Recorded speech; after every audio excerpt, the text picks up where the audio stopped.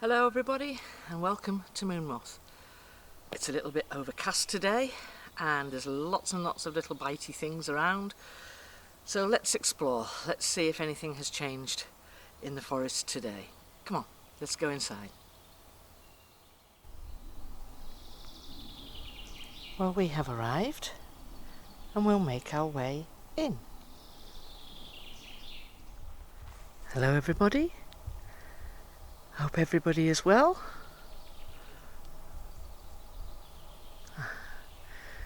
Hope you don't mind me coming to visit today. Perfect day. Now it is totally still today. So any extraneous sounds we should hear. So on this little pile, as you can see, it's on a tree stump here.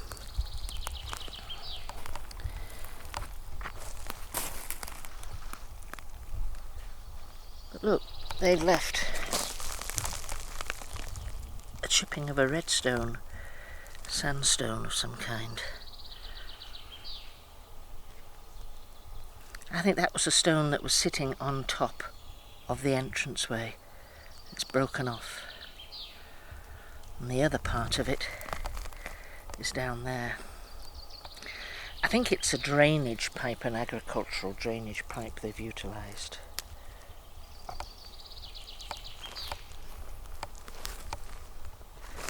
Well, we'll just have a little walk up here because we don't often come up here into this little bit. It's usually very boggy.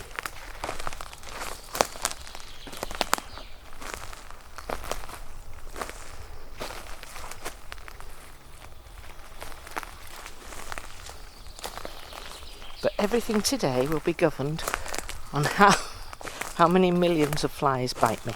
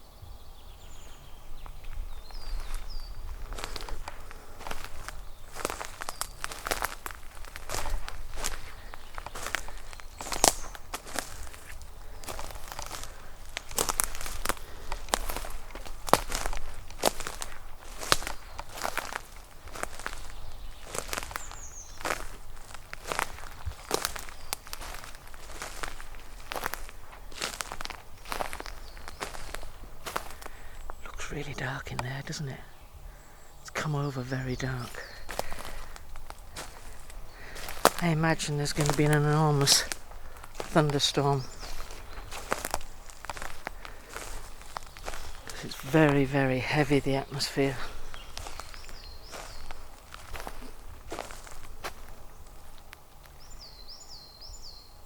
That's the direction we come in from when we come in from Sio's area.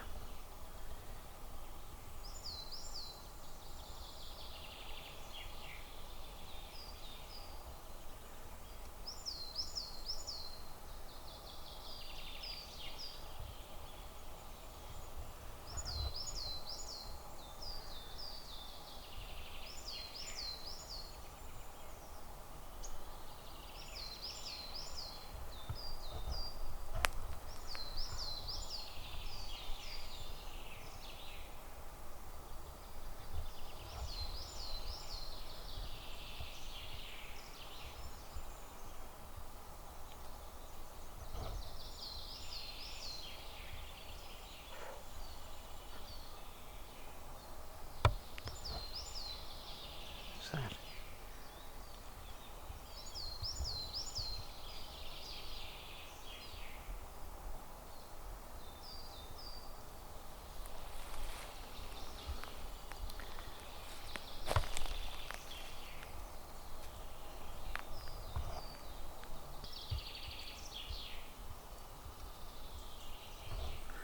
Always little piles of stones.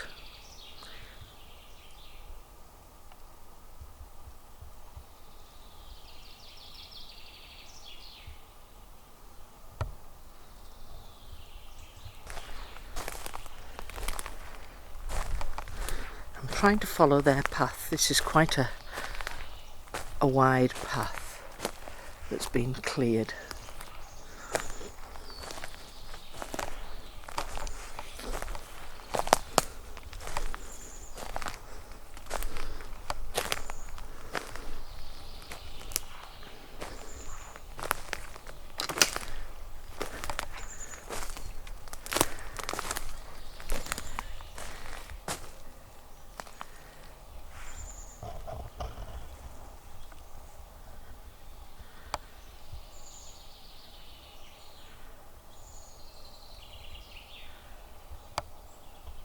It's a good way above my head.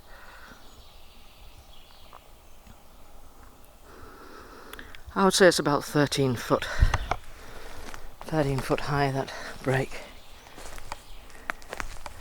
I think it's been here for some time.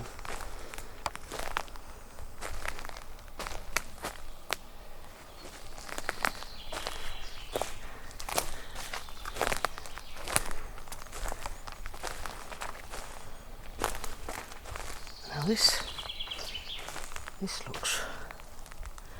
this whole area looks kind of, I'm going to say scruffy again. Like there's lots of bits of sticks and things dropped all over it.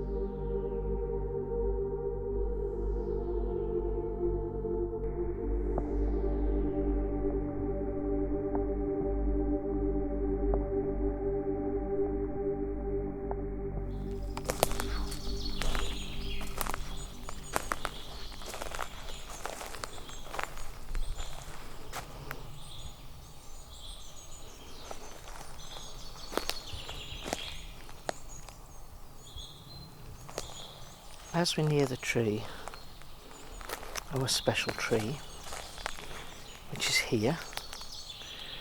I'll just do a very slow pan around.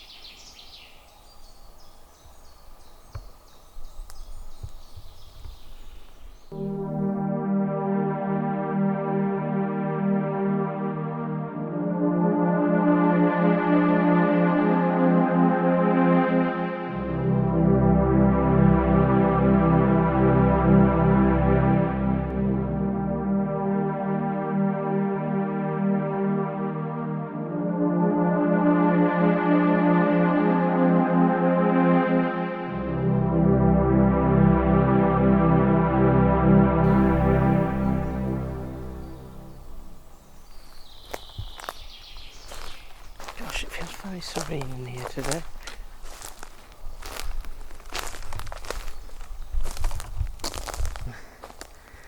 I keep seeing what we call corner of the eye movement.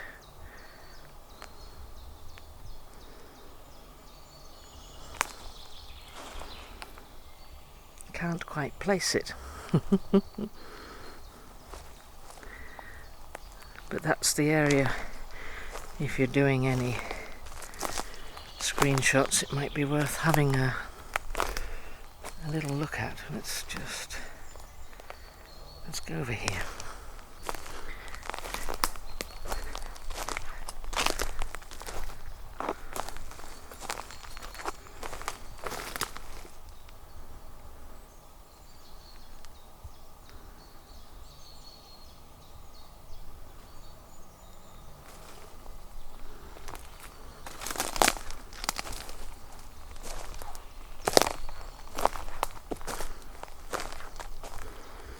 Now this area, suddenly this area looks very cleared out.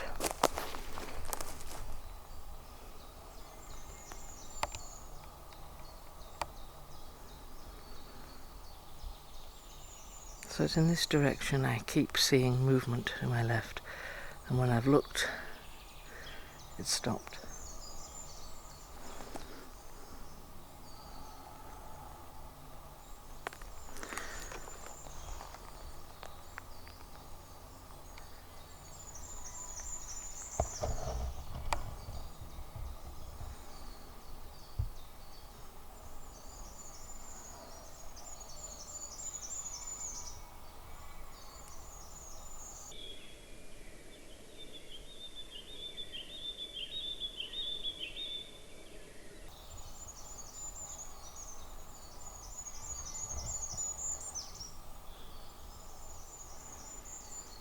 And it's in that area up ahead. Somebody threw a cone, I think it was a cone or a stick. That was funny. That was funny. So today we have fabulous news. Really, really fabulous news.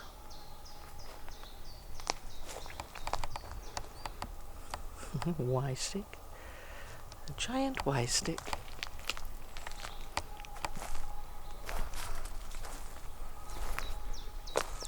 Now we haven't been able to visit this area for some time because somebody from Aberdeen University, which is 150 miles up the road, placed a camera up on the tree. And they have taken it. So we're now able to enjoy the forest without being spied on.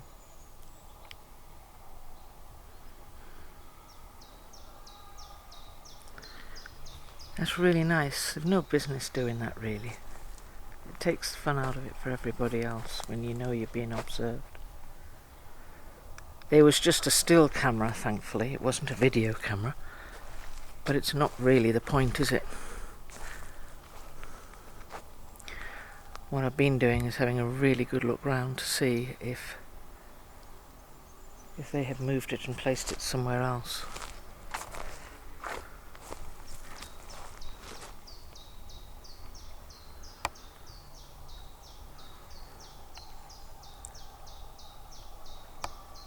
That noise you can hear is Farmer Joe.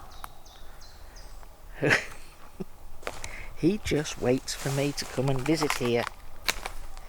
And he decides to go out and have a good old screaming session at his cows or his sheep, whatever they are. Oh, look. How interesting.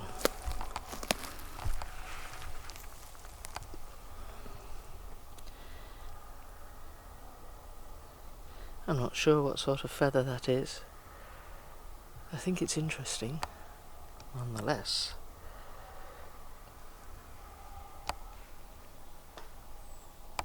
You can hear that knock? It's perfectly still. Nothing is moving, only midges.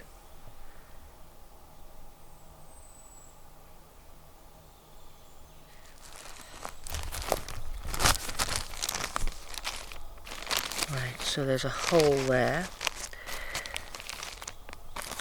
Oh, rips there. Okay, what else have we got?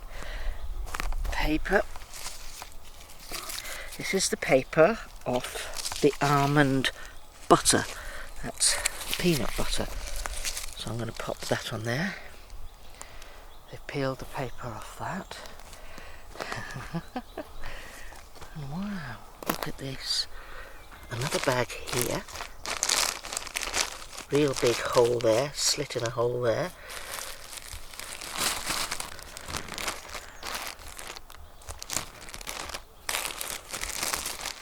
There's a hole there. Oh, there's a big hole there. Now look at that. Do you remember last week I brought a glass jar of almond butter, and the lid was on that, and it was glass. I couldn't get a plastic jar of it, and I think I brought peanut butter as well. And you've seen the plastic for the peanut butter.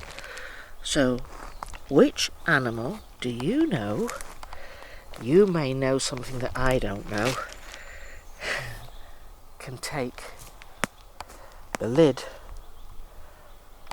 off a glass jar and carry it away as well as the peanut butter jar. That was plastic. So what have we got here? So the two balls are still in the same place. Look what I've spotted. I'm going to undo. Oh, I've just been stabbed by the tree. It maybe thought I was going to attempt to cuddle it. Sorry, tree.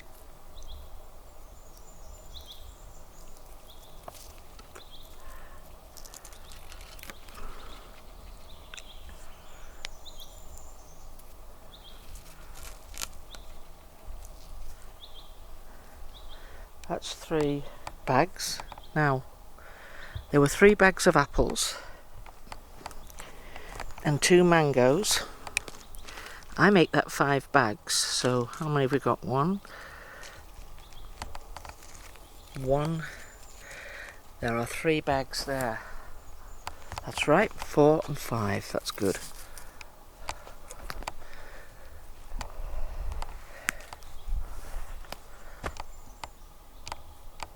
Sorry, I'm having to pull flies out my eyes. But this is what I'm looking at. Have a look at that. This is now the 3rd time we've seen this, and it is wonderful to see. Because what they're showing us is that animals don't do this.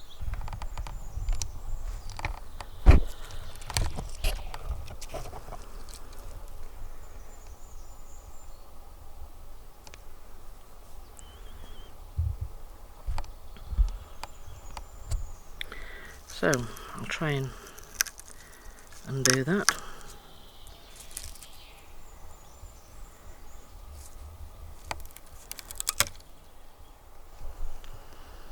I think we'll make a little pattern with these marbles and see what happens to them. What do you say, folks? And first of all, we have some pecans. That's in here. Beautiful pecans. Then we've got some licorice. Funny enough, these are little bear-shaped licorice. I thought they might like that. Then there is some chopped Brazil nuts, and then some more cherries, because I think Amagaba likes those. So that's what we have for everybody in the bags this week. So there's 4 bags. There we go, we've got apples in the trees. These are jazz apples. These are pink lady ones. Some really nice mangoes. And we've got the peanut butter. Peanut butter is down here, different type of jar. Screw lid again, and our usual incense sticks. Then we've got the cherries, Brazil nuts, licorice and pecans, and I've had a look at all those marbles and I can only find 6, and the one that we left from last week is still in play here. Sorry, it's quite a work of art getting into it. So what I've done is left them in a pile like that, and I just wondered if they would be interested in doing something with those. So there are now 7 there, which means 1 is a stray. I'm very, very interested to see where that one turns up, if it turns up. I'm trying to work out what colour it would have been. I'm thinking it's going to be green, because there's 2 clear ones, 2 red ones, 2 blue ones, so I'm wondering if it's green.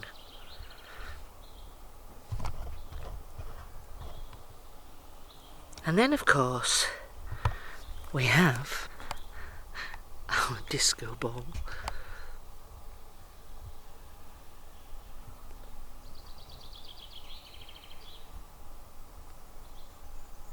You know, some of the questions you guys ask really shows how much you're really thinking about your subject.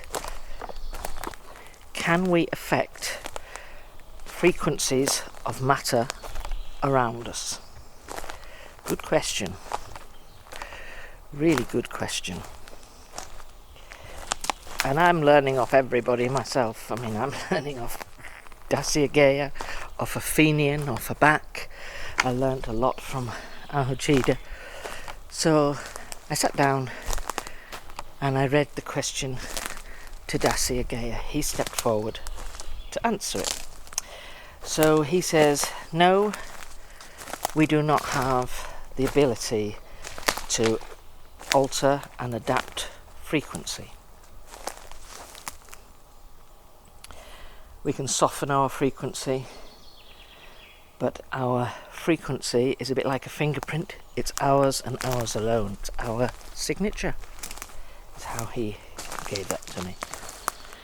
and it's each individual has their own frequency. Now that would lead me to say that when we go to a forest and we all go on our tippy toes, there are certain people out there who go out looking to see if they can find Bigfoot, creeping around in their camouflage, but they're giving off a frequency and energy signal. They're giving that off, and when it hits the forest, they'll know by signature whether it's a friend they know or whether it's a stranger or whatever. They know this, they can tell this.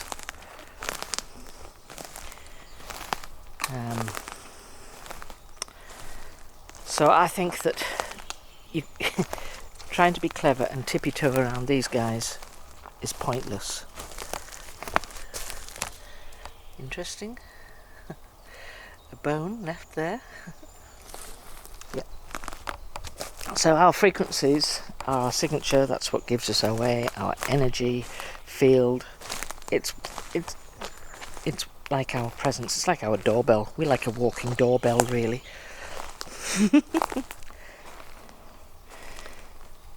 So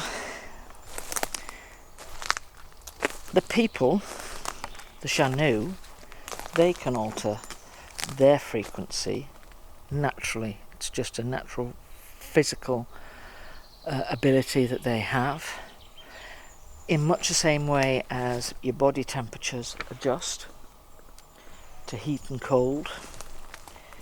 They can alter their frequencies, and I think it just happens naturally.